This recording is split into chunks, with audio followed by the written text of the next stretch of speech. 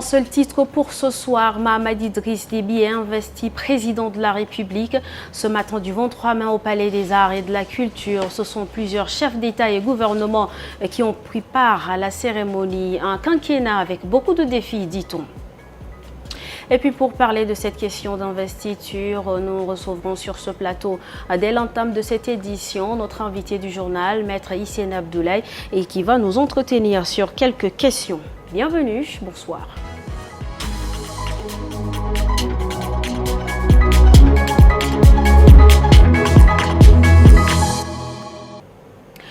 Le président élu Mahamat Idriss Déby est investi ce jeudi président de la République. Il a prêté serment ce matin devant le peuple et plusieurs chefs d'État venus pour la circonstance. Il a promis de relever les défis liés aux problèmes socio-économiques du Tchad. On fait le point avec Rassoumor Djemleila. Le retour à l'ordre constitutionnel est acté aujourd'hui par l'investiture du président élu Mahamat Idriss Déby No, mettant terme à 3 ans de transition. Du haut du pupitre, la main droite en l'air, le président Mahamat Idriss Déby No prête serment en ces termes. Nous, Mahamat Idriss Déby No, président de la République élu, jurons solennellement devant le peuple tchadien de respecter, préserver et faire respecter les lois du pays. Il devient ainsi le tout premier président de la 5e République et 7e président du Tchad. Dans son discours inaugural, le président Mahamat Idriss Déby a souligné les grandes lignes de sa politique pour les 5 prochaines années. Le développement socio-économique est le sujet pressant du président Mahamat Idriss Déby No. Il promet au peuple tchadien que 70% du budget de l'État sera débloqué pour pallier certains problèmes dont l'accès à l'éducation, l'eau, l'énergie, l'habitat et bien d'autres. Il poursuit en disant qu'il est le président de tous les Tchadiens et invite ces derniers à être les acteurs du changement tant espéré. Plusieurs chefs d'État, notamment Brice Oligui Nguema du Gabon, Archange Touadéra de la RCA, Faure Singbe du Togo, Mohamed Ould El Ghazouani de la Mauritanie, Bola Tinubu du Nigeria et bien d'autres représentants ont pris part à cette cérémonie. Hormis l'ex-premier ministre Succès Masra, candidat malheureux, et le président du Conseil paix et sécurité de l'Union africaine qui ont brillé par leur absence. Rassoumor Djemleila, Mahamat Déby est investi, la transition prend fin, le retour à la normalité constitutionnelle est acté. Mahamat Déby élu est ainsi renvoyé à l'exercice de ses fonctions pour 5 ans. Pour en parler, je le disais à l'entame de cette édition, nous recevons Hissène Abdoulaye, juriste et analyste politique. Bonsoir. Oui, bonsoir madame. Et merci d'accepter notre invitation. C'est à moi de vous remercier. Alors, vous avez également suivi cette cérémonie d'investiture. Quelles sont vos impressions? Voilà, merci beaucoup. Nous avons suivi, comme tout autre Tchadien, l'investiture notamment du président de la République, Mahamat Idriss Déby, qui est par ailleurs le premier président de la 5e République suite à cette élection du 5 mai. Qui est d'ailleurs très contesté par une classe de l'opposition, mais cette question est entérinée notamment par la proclamation des résultats définitifs par le Conseil constitutionnel. Non, est-ce un nouveau départ? Dire un nouveau départ, ça reste des interrogations, hein, vu la gestion de la transition. Il est bien évident, il est bien légitime qu'on puisse poser des interrogations par rapport à un éventuel changement, par rapport à un avenir meilleur et radieux pour le peuple tchadien. Non, c'est juste de la continuité pour vous? Pour moi, il se peut que ça puisse être la continuité, il se peut que ça puisse être un nouveau départ, mais conditionné par quelques préalables. Reste à savoir. Alors l'Union africaine reproche aux autorités de transition le non-respect de ces textes de base et elle dit ne pas vouloir se prononcer sur les résultats du 6 mai. Est-ce cela entachera les relations entre l'Union africaine et cette jeune république? Oui, il faut rappeler que l'Union africaine est restée dans sa décision dès le départ, interdisant tous les membres de la transition de se porter candidat aux élections présidentielles à venir et aussi le président de la transition de ne pas se présenter aux élections présidentielles. Le principe de l'inéligibilité. Voilà, l'inéligibilité des membres du Conseil national de transition, du CNT, de se présenter et interdisant notamment aux militaires de se présenter aux futures élections présidentielles. Donc l'Union africaine est restée ferme sur sa décision qu'elle avait prise avec notamment le Conseil paix et sécurité de l'Union africaine. Donc pour moi, la réaction de l'Union africaine reste légitime et il est en conformité avec les textes de l'Union africaine. En conformité avec les textes de l'Union africaine, sinon au sortir de l'audience, évidemment, quelques citoyens se sont prononcés sur le discours du président Mahamat Idriss Déby lors de l'investiture. Je vous invite à regarder. C'est pour la première fois qu'un jeune élu chef de l'État a une 5e république. Ça, c'est très rare. Non seulement avec son savoir-faire, son expérience, son sentiment, sa conviction de la réconciliation, de la paix et du développement, nous le soutenons. Nous, présidents du MPDT, Mouvement pour la paix et le développement du Tchad, nous nous retrouvons avec notre élu dans ses objectifs et nous le soutenons et nous continuons à le soutenir. La priorité, il va consacrer, comme il l'a dit, 70% de nos recettes à l'éducation, la santé surtout. Et ça, c'est très important. Nous, les femmes, on est très contentes. Nous, les femmes, on les félicite. On dit que Dieu ne quitte pas parce qu'on les remercie beaucoup. Pourquoi on les remercie?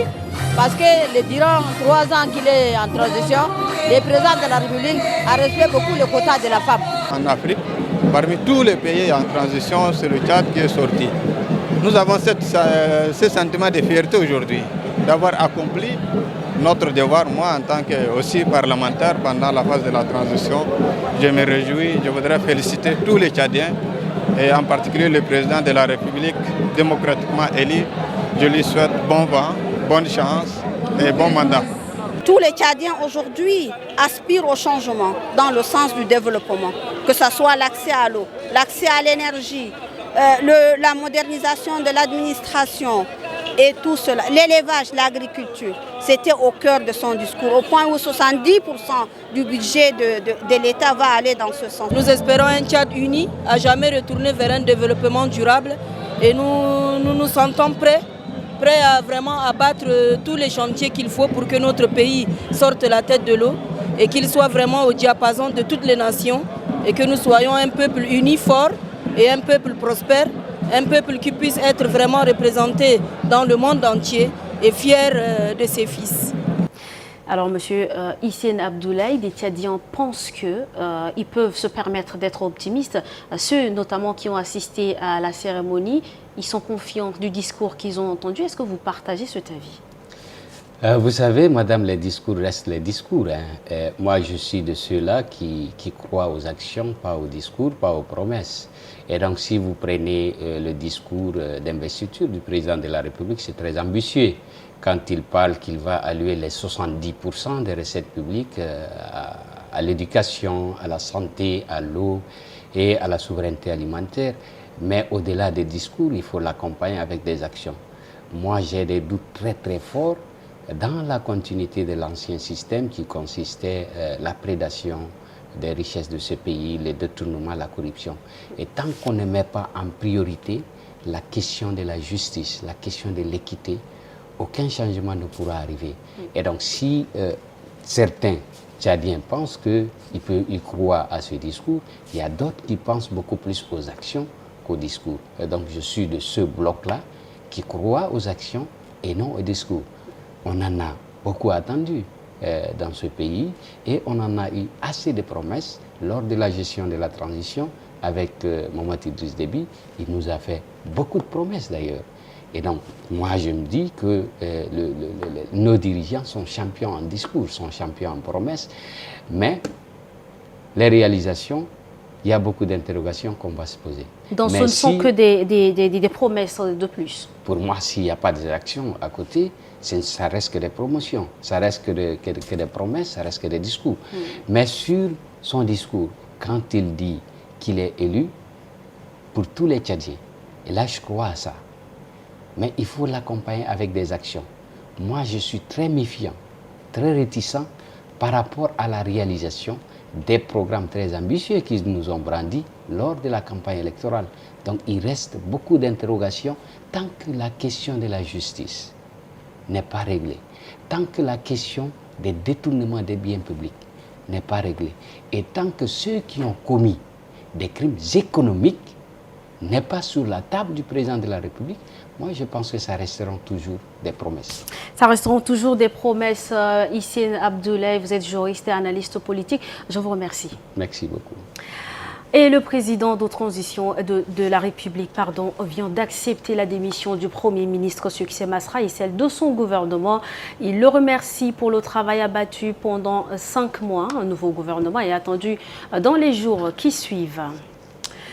Pour terminer, dans le cadre de sa tournée dans le Mayo-Kébi Ouest, le directeur général de la compagnie téléphonie mobile RTL Tchad, Dina Mahamat Amadou, accompagné d'une forte délégation de la dite institution, a fait un don des machines à coudre au groupement féminin du département de l'Éré, et 141 jeunes formés en entrepreneuriat ont reçu leur attestation. Et Médolina Souf. Soutenir l'entrepreneuriat féminin et la formation des jeunes. Tel est l'objectif de la visite du directeur général de la compagnie téléphonie mobile RTL Tchad et sa délégation dans la ville de Léré. Et ce matin, ce sont les femmes de l'association féminine du département de Lac-Léré qui ont bénéficié des dons de 5 machines à coudre. Et les jeunes, eux également, ont reçu leur attestation en entrepreneuriat. C'est ce qui contribuera à leur autonomisation.